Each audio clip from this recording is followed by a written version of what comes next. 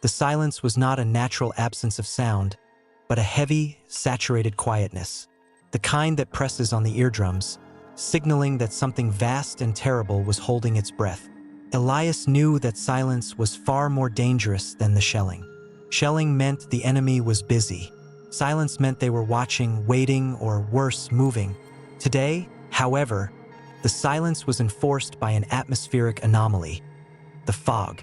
It had rolled in an hour before dusk, thick and sulfurous, cutting visibility to 3 feet. It was a blessing and a curse. Elias's platoon desperately needed the 5-gallon jerrycan of water they had dropped near the ruined concrete foundation in no man's land 3 days ago. Thirst was now a more immediate enemy than the man with the rifle across the wire.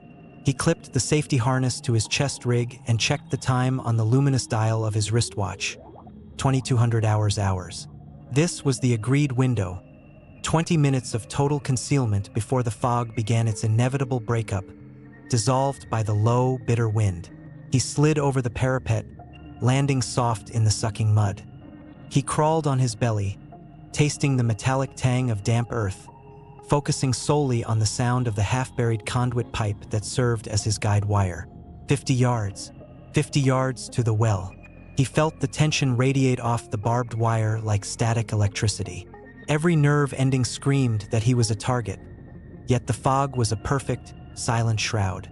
Halfway there, his fingers brushed against something hard and cold that was not rubble. It was polished wood, the stock of a rifle, laid flat against the earth. Elias froze, pressing his face into the mud. He knew the difference between their regulation stocks and the enemy's. This was theirs. This belonged to the other side.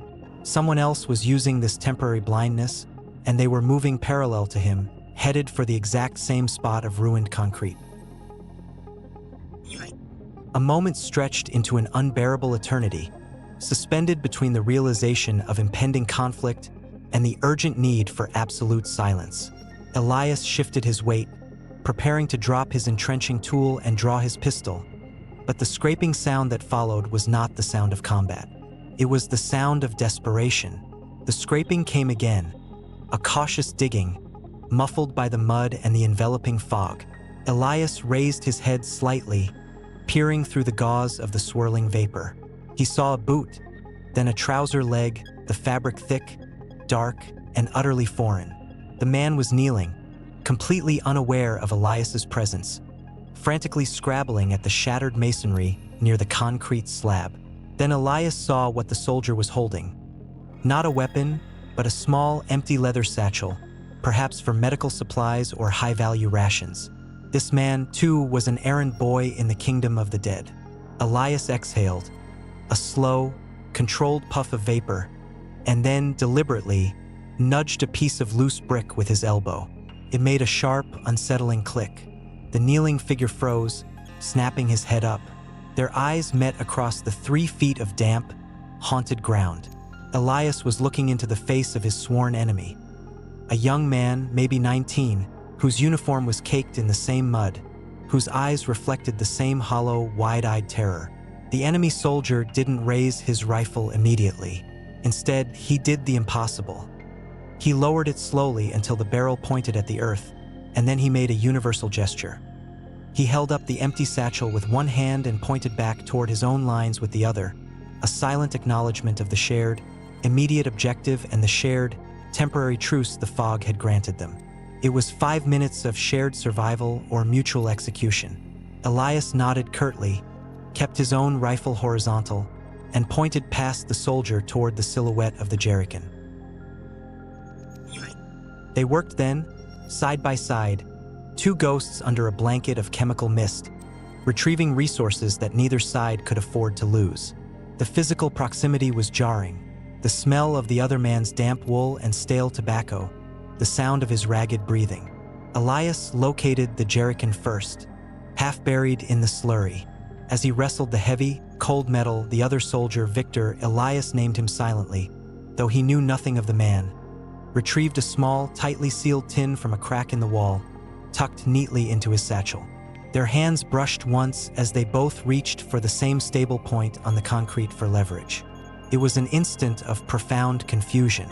This hand, this enemy hand, was soft and calloused, just like his own. It was a hand that had held a mother's, or worked a plow, or carved initials into a tree. The absurdity of their shared task hit Elias with the weight of a physical blow. He reached into his coat pocket and pulled out the last 2 cigarettes he had, protected in a cheap metal case. They were wet and bent, but smokable. He lit one with a cupped hand, took a deep, shaky drag, and then offered the second one to Victor. Victor accepted it with a slight bow of the head, a gesture of almost civilian politeness that felt sickeningly out of place. He managed a single word in heavily accented French. Freud. Cold. Elias replied with the same word. And there it was, the whole truth of their existence distilled into one syllable. They were not talking about fronts or strategy or politics, but the bitter, soul-crushing cold that afflicted them equally. Victor pulled a small, silver locket from beneath his collar, catching a microscopic glimmer of light from somewhere above. He held it up for Elias to see. A faded photograph of an older woman and a girl, both smiling against a backdrop of sunny fields.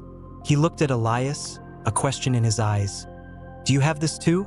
Do you have a life waiting?" This impossible truce, born of necessity and fog, highlighted the monstrous lie of the war more clearly than any pamphlet. It makes you wonder, doesn't it? If the war stopped right then, if the uniforms vanished, how long could that truce have lasted? Could you ever truly trust someone you knew you'd be ordered to kill in the next hour? Tell me, what do you think would be the hardest thing to forget about a moment like this? The enemy's face, or your own immediate shared humanity? Share your thoughts in the comments below. The impossible 5 minutes were rapidly running out. The first signs of dissolution began not with a sound, but with a change in the light. The fog, which had been dense and opaque, began to thin in patches, like paint rubbed too thin on canvas, revealing the sickly yellow glow of flares burning miles away. The cold wind picked up, ripping holes in their sanctuary. The battlefield was beginning to wake up again, stretching its limbs, preparing to devour its occupants. Victor quickly tucked the locket back inside his tunic, his face tightening instantly, losing the brief mask of civilian humanity it had worn.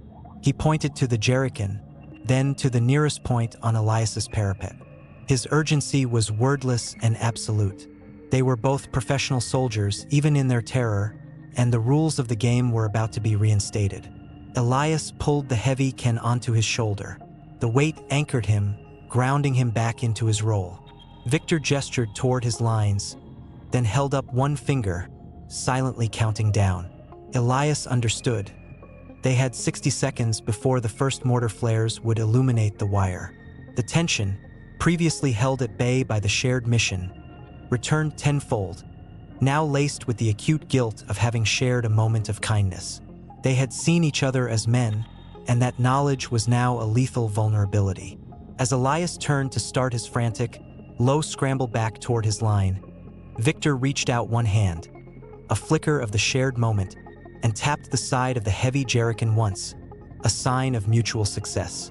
Then he whispered, not in French or German, but in his native tongue, a phrase Elias had somehow learned from listening to intercepted radio chatter. A phrase meant to express deep, desperate urgency. "Hody, hody, run, run quickly." Elias covered the 50 yards back to the lip of his trench in less than 40 seconds, the heavy water digging painfully into his spine, the mud sucking at his knees with every desperate pull. He dropped over the parapet just as the first illumination flare popped overhead, bathing no man's land in a searing white light that revealed every snagged shred of uniform, every coil of sharp wire, and every slick patch of mud.